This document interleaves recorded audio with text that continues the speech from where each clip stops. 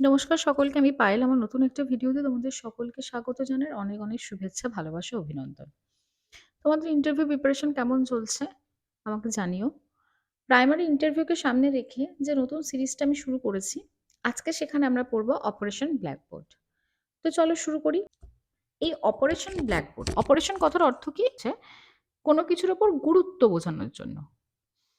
Blackboard মানে কি? Blackboard মানে যে ব্ল্যাকবোর্ডে আমরা লিখি। এখানে ব্ল্যাকবোর্ড কথাটা ভীষণ গুরুত্বপূর্ণ। তার কারণ হচ্ছে প্রাথমিক শিক্ষার সঙ্গে ব্ল্যাকবোর্ড কিন্তু অঙ্গাঙ্গিভাবে জড়িত।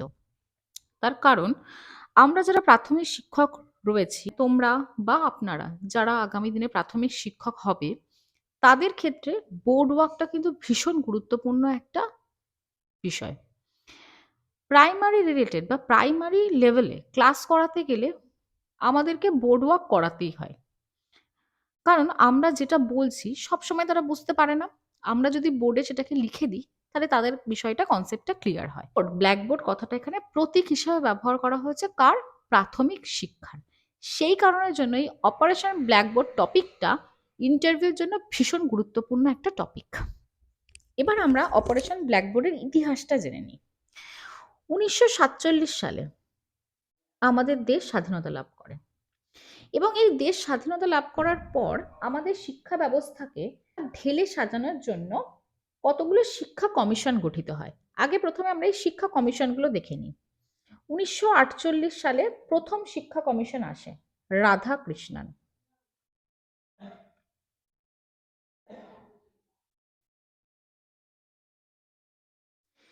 এরপর 1952-তে আসে মুদালিয়ার কমিশন।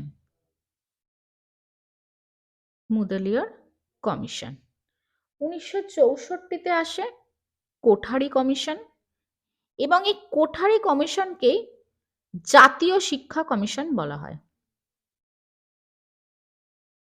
জাতীয় শিক্ষা কমিশন বলা হয় এবং এই কোঠারি কমিশনটা কিন্তু ভীষণ গুরুত্বপূর্ণ। কারণ এই কোঠারি কমিশনের সুপারিশেই 1968-তে প্রথম জাতীয় শিক্ষানীতি গঠন করা হয়। প্রথম জাতীয় শিক্ষানীতি। এবার প্রথম জাতীয় শিক্ষানীতি এর উদ্দেশ্য কি ছিল? কেন গঠন করা হয়েছিল? শিক্ষা ব্যবস্থার গুণগত মান উন্নয়ন এবং শিক্ষা ব্যবস্থাকে ঢেলে সাজানো। সেই কারণের জন্য 1968 সালে প্রথম জাতীয় শিক্ষানীতি আসে। এই সময় ভারতবর্ষের প্রধানমন্ত্রী ছিলেন ইন্দিরা গান্ধী।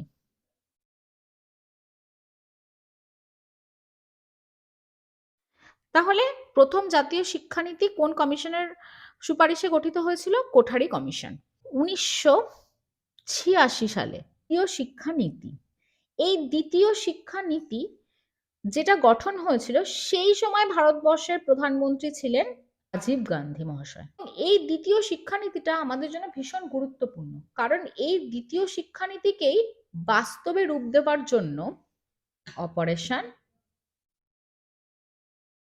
ব্ল্যাকবোর্ড গঠন হয়েছিল কত সালে? 1987 সালে। মানে দ্বিতীয় শিক্ষানীতির ঠিক 1 বছর পর এই অপারেশন ব্ল্যাকবোর্ড গঠন হয়েছিল। আচ্ছা, আর একটা জিনিস তোমাদেরকে বলি, এই যে শিক্ষানীতিগুলো আমরা দেখছি, আমাদের শিক্ষানীতি 3 বার গঠন হয়েছিল। 1968 সালে প্রথম শিক্ষানীতি, দ্বিতীয় শিক্ষানীতি হয়েছিল 1986 সালে। প্রথম শিক্ষানীতির উদ্দেশ্য কি ছিল? শিক্ষা ব্যবস্থার সামগ্রিক মান উন্নয়ন এবং শিক্ষা ব্যবস্থাকে ঢেলে সাজানো। দ্বিতীয় শিক্ষানীতির উদ্দেশ্য কি ছিল? সার্বজনীন শিক্ষার ব্যবস্থার প্রচলন। শিক্ষা হচ্ছে ব্যক্তির সার্বিক বিকাশে সহায়তা করবে, মানে এখানে ব্যক্তির সার্বিক বিকাশের কথাও বলা হয়েছে। এরপর 2020 সালে লাস্ট জাতীয় শিক্ষানীতি হয়। সেই সময় ভারতবর্ষের প্রধানমন্ত্রী হলেন বর্তমান প্রধানমন্ত্রী নরেন্দ্র মোদী। আর একটা জিনিস তোমরা অনেকেই কনফিউজড হয়ে যেতে পারো যে 1992 কিন্তু তৃতীয় শিক্ষানীতি নয়, দ্বিতীয় শিক্ষানীতিকেই কিছুটা সংশোধন করা হয়েছিল। সেটাই হচ্ছে 1992 মানে সংশোধনতম শিক্ষানীতি। সেই সময় ভারতবর্ষের প্রধানমন্ত্রী ছিলেন পিভি নরসিমহা রাও। এবার আমরা পড়বো অপারেশন ব্ল্যাকবোর্ড কি।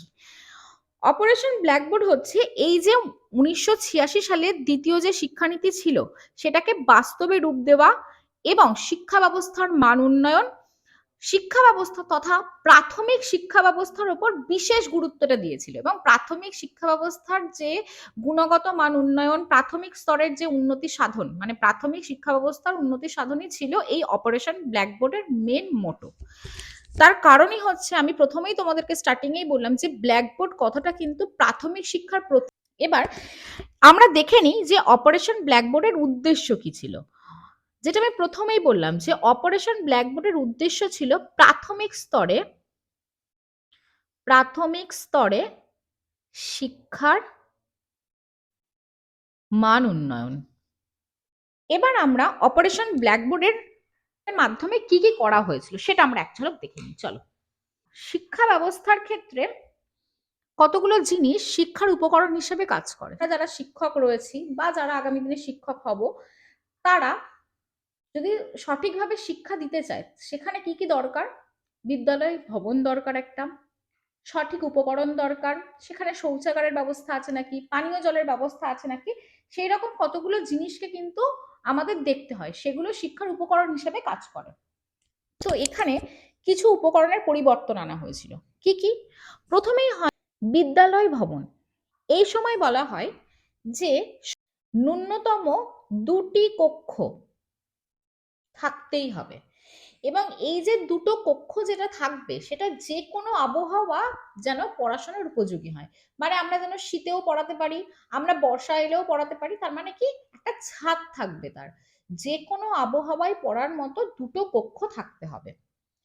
আর কি বলা হয়েছিল এখানে? প্রত্যেকটি বিদ্যালয়ের ক্ষেত্রে 2জন শিক্ষক থাকতেই হবে, একজন শিক্ষক আর একজন শিক্ষিকা।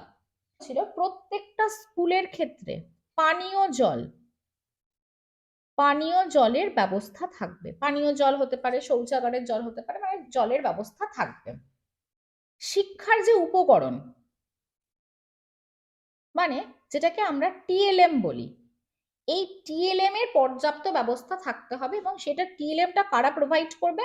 গভর্নমেন্ট বা সরকার। শৌচাগার থাকতে হবে।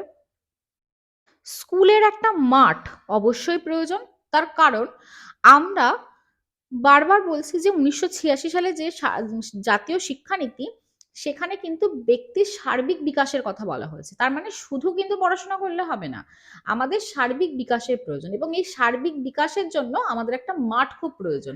কারণ মাঠে খেলার মাধ্যমে আমাদের যেমন দৈহিক বিকাশ ঘটে, শৃঙ্খলা পরায়ণ আমরা হয়ে উঠি। স্কুলে একটা নির্দিষ্ট সময় থাকবে, মানে স্কুলের সময়, মানে আমি যখন তখন স্কুলে এলাম, যখন তখন স্কুল থেকে বেরিয়ে গেলাম, এরকম করলে হবে না। আমার যতক্ষণ ইচ্ছে আমি বাংলা ক্লাস নিলাম, যতক্ষণ ইচ্ছে আমি ইংলিশ ক্লাস নিলাম, এরকম ভাবে করলে হবে না। স্কুলের একটা নির্দিষ্ট সময় থাকবে, মানে যে সময়ে স্কুল শুরু হবে এবং যে সময়ে স্কুল শেষ হবে, এবং প্রত্যেকটা ক্লাসের মানে প্রত্যেকটা পিরিয়ডের একটা নির্দিষ্ট সময় থাকবে, সেই সবটা এখানে বলা হয়েছে। আর কি বলা হয়েছে এখানে? পাঠ্যপুস্তক, অর্থাৎ ক্লাসে আমরা যেটা পড়াবো সেই বইটা তারা কোথায় কিনবে, কোথায় পাবে, সেই পাঠ্যপুস্তককেও সরকার বিনামূল্যে দেবে। এই যে টোটাল অপারেশন ব্ল্যাকবোর্ডটার কথা বলা হয়েছিল কোন ক্লাস পর্যন্ত? ক্লাস 5, অর্থাৎ 5ম শ্রেণী পর্যন্ত এই অপারেশন ব্ল্যাকবোর্ডের কথা বলা হয়েছিল। 1987 সালে আমাদের যে অপারেশন ব্ল্যাকবোর্ড যখন ঘোষণা হলো, সেই সময় এগুলোর কথা বলা হয়েছিল। এরপর 1992 সালে এই অপারেশন ব্ল্যাকবোর্ডে কিছু সংশোধনী আনা হলো। কি কি সংশোধনী আনা হলো? এই সময় বলা হলো বিদ্যালয় ভবন যেটা 2টো কক্ষ বলা হয়েছিল ন্যূনতম, সেখানে 3টি কক্ষ রাখতে হবে। শিক্ষক কতজন শিক্ষক থাকবেন? ন্যূনতম 3জন শিক্ষক থাকবেন। এখানেও বলা হলো পানীয় জলের ব্যবস্থা থাকবে। শৌচাগারের ক্ষেত্রে একটা পরিবর্তন আনা হলো। কি? আগে শৌচাগারগুলোর ক্ষেত্রে কিন্তু গার্লস বয়েজ টয়লেটের কথা কিন্তু বলা ছিল না। এখানে বলা হলো যে মেয়েদের জন্য এবং ছেলেদের জন্য আলাদা আলাদা পৃথক টয়লেটের ব্যবস্থা করতে হবে। এই হচ্ছে অপারেশন ব্ল্যাকবোর্ড। তোমাদের আজকের ভিডিওটা কেমন লাগলো তোমরা জানিও। আর অপারেশন ব্ল্যাকবোর্ডের পর তোমরা আর কোন টপিক নিয়ে তোমরা আলোচনা করতে, মানে আর কোন টপিক তোমরা জানতে চাইছো সেটা আমাকে কমেন্টে জানিও। যদি তোমাদের ভিডিওটা ভালো লেগে থাকে তাহলে অবশ্যই লাইক করবে, শেয়ার করবে বন্ধুদের সাথে, আমার চ্যানেলটাকে সাবস্ক্রাইব করে দেবে। আর যদি নতুন হয়ে থাকো অবশ্যই আমার চ্যানেলটাকে সাবস্ক্রাইব করে দিও, কারণ প্রাইমারি রিলেটেড প্রচুর ভিডিও এখানে আসতে চলেছে। আর আরেকটা কথা বলে দিই, গতকালকে আমি যে ভিডিওটা আপলোড করেছিলাম CWS এর নিয়ে, ওখানে একটা ছোট্ট ভুল হয়ে গেছে। সেটা আমি পরে আপলোডের পর দেখেছি যে পিডব্লিউডি অ্যাক্টটা হচ্ছে ১৯৯৫ সালের পিডব্লিউডি অ্যাক্ট অনুযায়ী সিডব্লিউএসএন বা বিশেষ চাহিদা সম্পন্ন শিশুদের কথা বলা হয়েছে। কিন্তু আমি ওখানে সালটা ভুল বলেছি, সেটা ২০০৫ বলে ফেলেছি। ২০০৫ হবে না, এখানে ১৯৯৫ সালটাই হবে। আমি যদিও কমেন্টে জানিয়ে দিয়েছি যে ওটা আমার একটা ছোট্ট ভুল হয়ে গেছে। তোমরা ওটাকে একটু দেখে নিও, দিয়ে কারেকশন করে নিও।